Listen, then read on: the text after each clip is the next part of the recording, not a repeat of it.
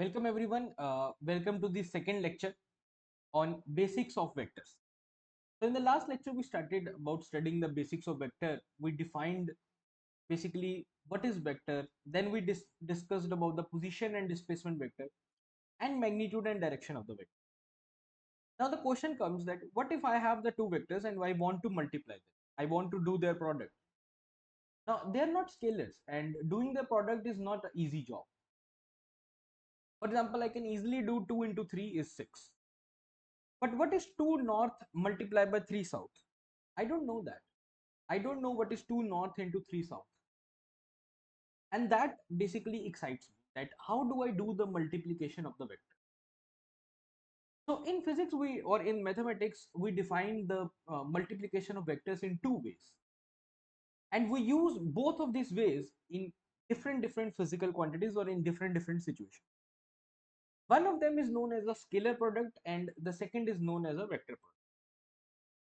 So today in this lecture, basically we will understand what is scalar product, and in the next lecture we will understand what is vector product. Okay. So let's begin. So number one thing that we want to understand is a scalar product.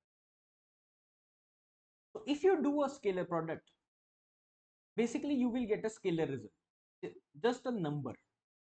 So you have the two vectors. So let's say I have two vectors, A vector and B vector, and I decide to multiply them. And I decide to do that using the scalar product, which is also known as a dot product. Okay. So I have two ways to multiply the vectors. So first of all, I have to decide that do I want to do their scalar product or do I want to do their vector product? Both of them are vectors, but the process which I want to follow is which one? Scalar product or vector product? So in first case, I decide that I want to do their scalar product, or you can call it as a dot product. How do we define a dot product? Basically, so a dot product of the two vectors, vector A and vector B, is defined as A dot B, which is equals to AB cos theta, where A and B are the magnitudes of the vector. A vector has a magnitude A, B vector has a magnitude B, and theta is an angle between A and B vector. Okay. For example, you can have a diagram like this. You have a vector, you can have a B vector, and you will have an angle between them, which is theta. Okay. So very simple thing. Number one definition is this. But we use another way to basically do the scalar product or a dot product. So how is that? Because not every time the magnitudes are directly given or angles are directly given. You have to understand that. Not every time when I give you a vector, I will say, okay, I will not every time tell you that, okay, this is the magnitude of the vector and this is the angles between the vector. Many times I will just give you the vector in this format. For example, vector A is ax I cap plus ay j cap plus az k cap. For example, you know things like this: 2 I cap plus 3 j cap plus k cap. The vectors are usually written like this. So what if I give you these two vectors? I give you some A vector and I give you some B vector.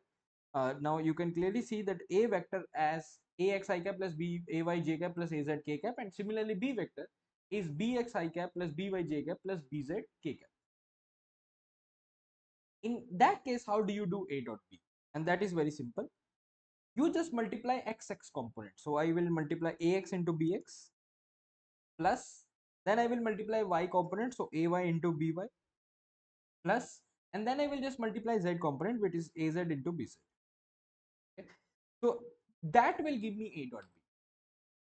So two ways I told you: either you know magnitudes and angles, then what you can do, AB cos theta, or if you don't know the magnitudes and angles and simply you know two vectors, in that case x component multiplied plus y component multiplied plus z component multiplied, and that will give you your dot product. In dot product, some of the rules have to be understood. Number one rule is that if you do I dot I or j dot j and k dot k, you get answer 1. And we understood what is I cap, j cap, k cap in the last lecture. But if you do the cross dot product, means not, I should not use word cross here, but if you do the different things, I dot j or I dot k or j dot k or k dot j, any combination in which two of them are different, In that case, the dot product will give you answer 0. So I dot I, j dot j, k dot k gives you 1, but I dot j, j dot k, I dot k, all of these gives you 0. Okay? Another very important property of a dot product is that a dot b and b dot a will give you the same result. So either you do a dot b or you do b dot a. In this case, the results will be same. And whenever in physics this happens, we call this property as a commutative behavior or commutative property. Commutative means commute, means communication is best, means it's a two-way communication. A dot b and b dot a will both gives you the same result, and that kind of property is known as a commutative property in physics. For example, addition is a commutation. For example, 2 plus 3 and 3 plus 2 gives you the same answer. Scalar multiplication, for example, 2 into 3 and 3 into 2 both are 6, right?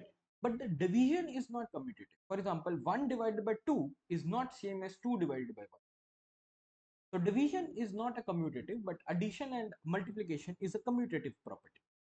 Similarly, dot product or a scalar product is also commutative. Clear? So with this said, let me move to the last property or a last rule of this, which is said as distributive. Distributive means, can dot product be distributed? For example, if I want to do a dot b plus c, so instead of doing b plus c first and then doing dot product, can I just do a dot b and then a dot c and then add them? So the answer is yes. So if you have this bracket, you can just simply do a dot b and then you do a dot c and then you can add. So basically I can decide. So should I want to do addition first and then dot product, or do I want to do dot products first and then addition? Both of them will give you the exactly same result, and that is why we call it as a distributive property. You can distribute your, you can basically say your operators. These are basically known as operators. Addition, subtraction, multiplication, division, dot product, cross product, all of these are known as the operators. So you can distribute your operations. Okay? So that is also one of the very important property of dot product. Okay? Now coming to the next idea, we have to understand what is the physical meaning of dot product, and I think that brings up the interview question. Now, whether you want to give an interview for a teaching jobs in coaching institution, or you want to give a interview in a PhDs or in the integrated PhDs, you are expected to know this, that what is a physical meaning or a geometrical interpretation of a dot product. Okay, so let's understand. Clearly here we have to understand through the diagram. So we have a dot b, you can clearly see a dot b, which is ab cos theta. Now I want you to clearly read this line with me. A dot b represents projection or a component of a vector A in the direction of. Now let's understand what is the meaning of this thing. So I have shown basically a b vector. So this is a b vector. This line is a b vector. And this line you can see is a vector. Okay, not that larger line. Let me make the line smaller. This is a vector, and that you can see in this diagram. A line and b vector, a vector and b vector. What if I want to know how much of what is a shadow of a on b, or what is a projection of a on b, or what is a component of a on b? Is a covering the entire b? No. How much a or how much b is covered by a? So what is a shadow of a on b? So this is the shadow. This much is the shadow, right? So this is a component of a in the direction of. And how do you calculate that? Using a simple trigonometry, because you see this is a triangle and this is a theta and this is a. What if I use cos theta? Cos theta is nothing but base, so this base is a shadow, this base is a shadow. Okay, and you can say basically shadow or a projection divided by hypotenuse, which is A. It means the shadow is how much shadow is given by A cos theta. So this shadow is equals to A cos theta. This length is basically A cos theta. What if I multiply A cos theta with B? So I am multiplying A cos theta with B. So I get AB cos theta, and that is what my dot product is. So in my dot product, what do I actually do? I don't simply multiply A and B together. I first take the component of A which is in the direction of B, and then I multiply this thing with B. Okay? So it needs some more perspective so that you understand even better. Uh, let's consider two people. So one person is going in this direction. So let's say this person covered a distance of 10 meters, but a second person has covered a distance of root 2 in 45-degree angle. That is a second person which has moved a distance of root 2. Now this person has moved in both the directions. This person has moved somewhat in x direction, and also this person has moved somewhat in y direction. So how much this person has moved in x direction? That can be found as root 2 into cos theta. Cos theta, let's say, is 45-degree here. So root 2 by 1 by root 2 is 1. So how much this person has moved in x direction? 1. Then I will multiply this 10 with 1. So basically I am multiplying two components which are in the same direction. So A cos theta, you can see, is in the same direction as B. A cos theta and B are in the same direction. So that is what my meaning of the dot product. So let me just give a one line statement for meaning. A dot B means AB cos theta, and AB cos theta can be written in two ways, in two separate terms. A cos theta into B. AB cos theta can be written as A cos theta into B. B is your B, and A cos theta is a component of A in the direction of B.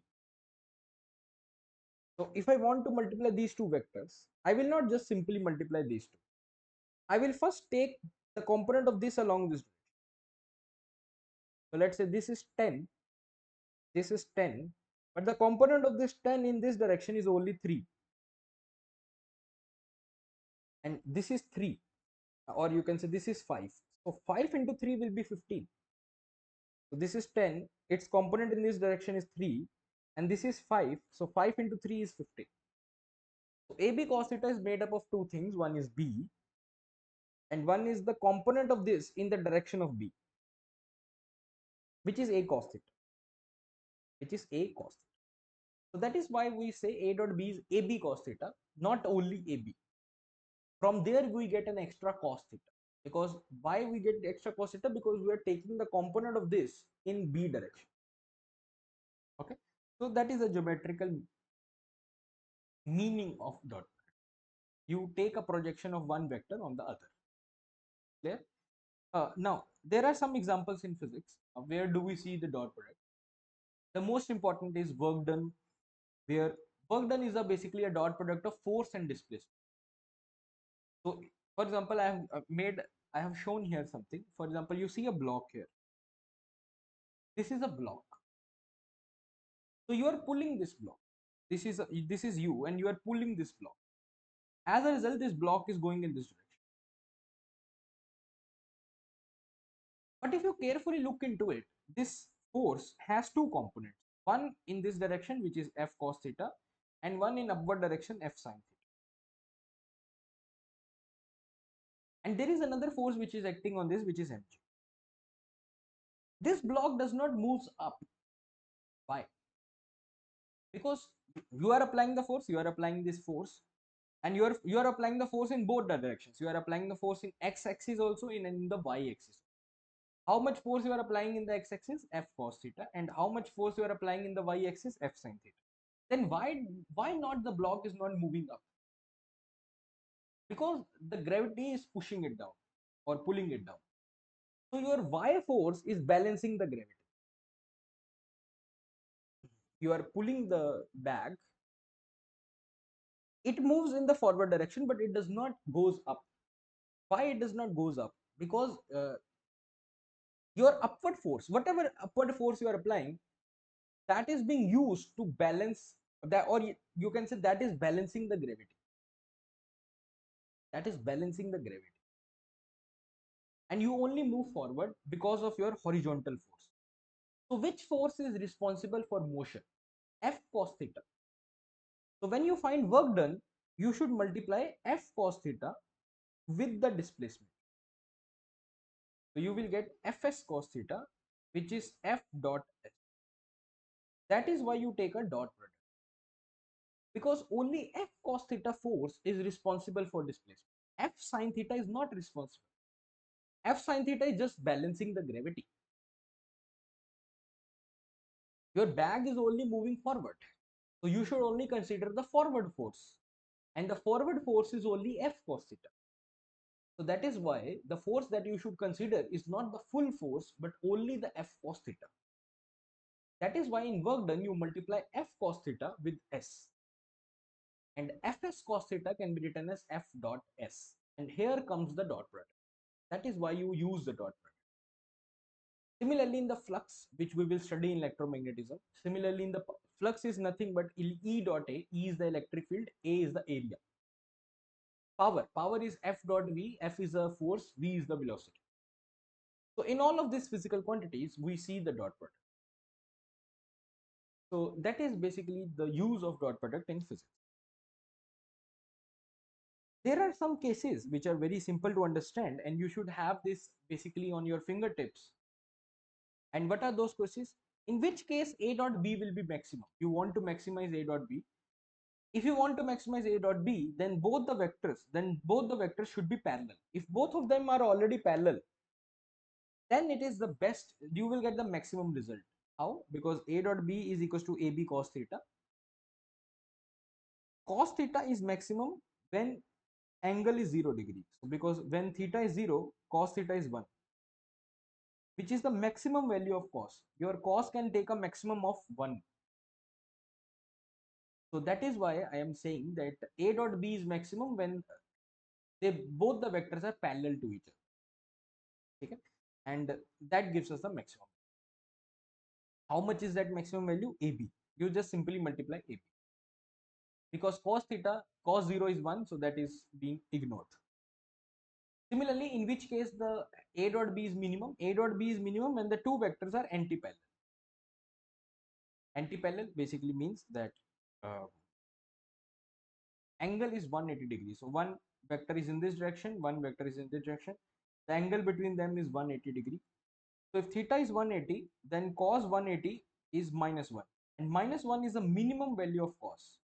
Your cos can take the minimum value as minus 1. And what is the minimum value of A dot B? Minus AB. Because cos 180 becomes minus 1. So your minimum value is minus AB. So your A dot B can take a value from minus AB to plus AB. You can have any value in between. The minimum value of A dot B is minus AB. The maximum value of A dot B is plus AB. And the third case is most interesting for physics students, and that is A dot B is 0 if two vectors are perpendicular. If I have two vectors which are perpendicular to each other, then their dot product is 0. Because this vector has no component in this direction. If the vector is like this, then this vector has some shadow in this or some component in this direction. But if both of them are perpendicular, then this vector has no shadow in this direction. This vector is not at all covering this vector. That is why A dot B becomes 0. And another way to look into it is mathematically, that if theta is 90 degree, then cos 90 is 0. If cos 90 is 0, then A dot B is also 0. And the vectors which are perpendicular to each other are called as orthogonal vectors. Orthogonal vectors. And that is very important. Whenever you see the perpendicular vectors or orthogonal vectors, in that case you have to make their dot product 0. So that is a very powerful tool if you want to do some mathematics with the orthogonal vectors or perpendicular vectors. the first thing that you want to do is make their dot product 0. Okay, so that is another. Okay, another very important or crucial point here, and the very important formula here is that how do you find the angle between the two? What if I ask you that, okay, I'm giving you the two vectors and tell me the angle between those two vectors? The very simple thing that you can do is that a dot b by ab. Why? Because a dot b can be written as ab cos theta. So from there, cos theta can be a dot b by ab. So I'm giving you two vectors, so you can easily find a dot b. You can find the dot product. You can also find a and b. A is the magnitude of a, b is the magnitude of b. You can also find ab, and as a result, you can find cos theta. And once you know cos theta, you can find theta. Okay. So that is a technique you use to find the angle between the two vectors. Okay. Now we will do some simple practice of the questions. And the very first question here, which I want to do, is the vector projection of a vector 3 I cap plus 4 k cap on y-axis. Okay, let's read the problem again. A vector projection of vector 3 I cap. So you are given a vector. I give you a vector which is 3 I cap plus 4 k cap. What is the projection of this vector on y-axis? Y-axis means j cap. Projection basically means shadow. So when you want to find the projection or you want to find a shadow, you want to do the dot product. So let's do the dot product. I'm doing the dot product of a vector with j cap. Why j cap? Because the axis is y-axis, the vector is a vector. I'm writing my a vector. My a vector is 3 I cap plus 4 k cap dot j cap. This will give me answer 0. Why? Because you see I dot j is 0, k dot j is 0. Right? So this will give me an answer. Okay. Not every time you have to do this kind of mathematics. You can even make things simpler for you. For example, if I give you any simple vector, if I give you this vector 2 I cap plus j cap minus k cap, and I directly ask you that what is the projection of this vector on x-axis, then you say 2. What is the projection of this vector on y-axis? Then you say 1. What is the projection of this vector on z-axis? Then you say minus 1. So these 2, 1 and minus 1 are basically the projection of vectors on x, y and z. And that is how we started the vectors. 2 I cap means how much the vector is along x-axis.